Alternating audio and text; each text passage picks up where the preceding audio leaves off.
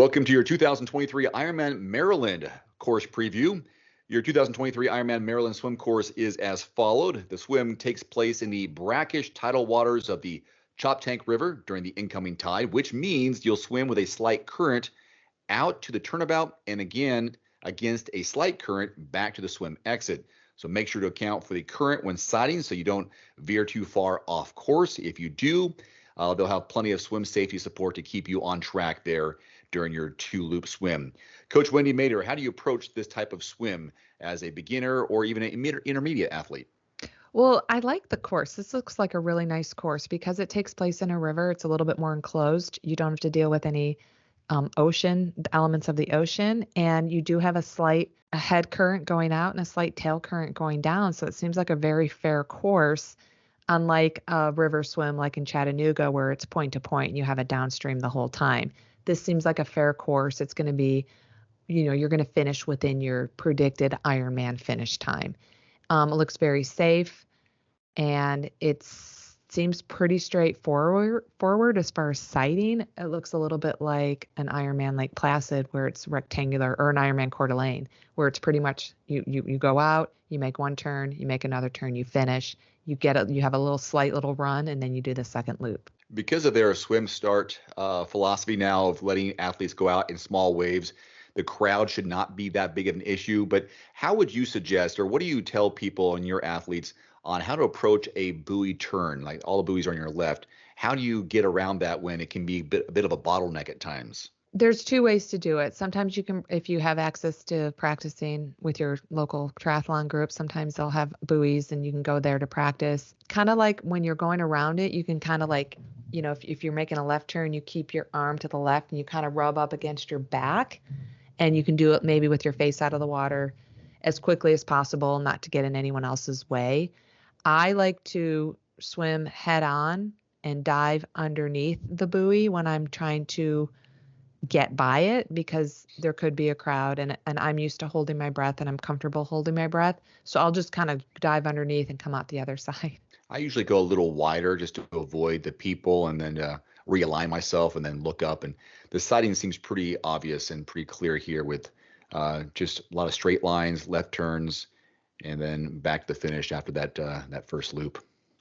Yeah. I mean, depending on the current that time of year, it's September. You could have all sorts of different weather here on the East Coast with a September race. You want to make sure you're comfortable sighting. You can practice sighting in the pool. You can go to your local open water, practice sighting, and you want to do that because there is going to be a current. The current could sway you one way or the other. So the more you sight, the more you're going to stay on course, and less of a chance that the current's going to kind of push you either side. And most likely, based on the average water temperature of 72 degrees, this will be a wetsuit legal swim in the river.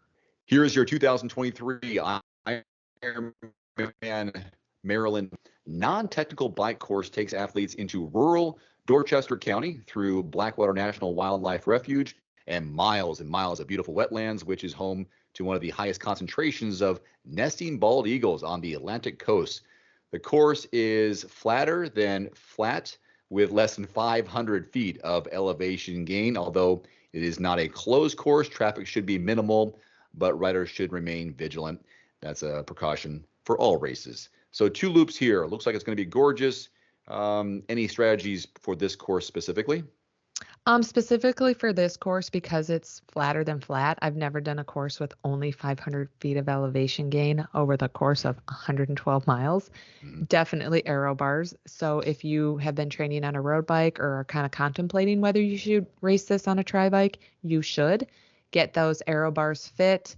Make sure you spend a lot of time riding flat courses in your aero bars, because there's not going to be any hills that you can climb, that you might climb out of the saddle to help stretch out your back or your shoulders or legs. And so during the nature of this type of course, it's really important that you do want to change gears. You do want to shift focuses on doing some high cadence and lower cadence, some sitting and some standing, just to give your muscles a break.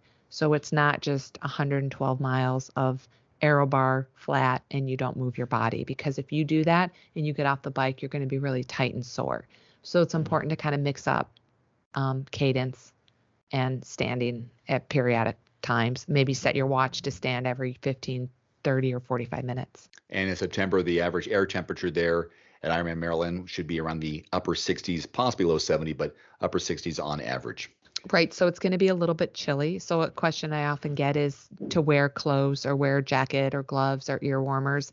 You're going to be coming out of water. You're going to be a little bit chilly. If the high is only going to be in the mid 60s, that means at 7 or 8 a.m. when you start, it could be high 30s, low 40s, hopefully upper 50s, depending on what Mother Nature is going to bring. But in a course like this, I would be prepared to put something over my ears underneath my helmet. Gloves, possibly a light jacket, depending on what the temperature will be, what the wind's going to be like, and if it's sunny or not sunny. So just be prepared with clothing, and the Ironman Village will always allow you to buy their clothing. If you're not prepared, there'll be plenty on sale for you to take advantage of. Your 2023 Ironman Maryland run course, the flat course, is where Ironman Maryland really shines, with a 3-loop out and back format that provides plenty of chances to soak up all that spectator energy. Athletes will run along the Choptalk River and through neighborhoods in downtown Cambridge, passing by the house that Annie Oakley lived in the early 1900s. This certainly looks like a very fast, fun, and spectator-friendly course. What do you think, Wendy? Well, I love looped courses on a marathon because it helps me mentally break up the marathon. 3 is smaller than 26. So I think I'm running 3 loops. I don't think I'm running 26.2 miles. And so that's very helpful. How I would approach a loop course is you're getting off the bike. If you haven't been able to get familiar with the course before the race, you take the first loop, you take it a little bit extra easy. You should, in an Ironman, start out a little bit extra easy, get to, get your bearings, get your legs underneath you, feel what the weather's like. And then, bam, you're done with 1 loop. It'll come sooner than it's going to come. And then you approach the second loop. And if you're feeling good, maybe pick up the pace, still keep it fairly steady. And then again, I think the second loop, you're done with the second loop. You're done with, probably about 16 to 18 miles already. So then you just have 1 more loop to go. And that's why I think it's easy to do a running loop course for a marathon rather than having an out and back 26.2 miles.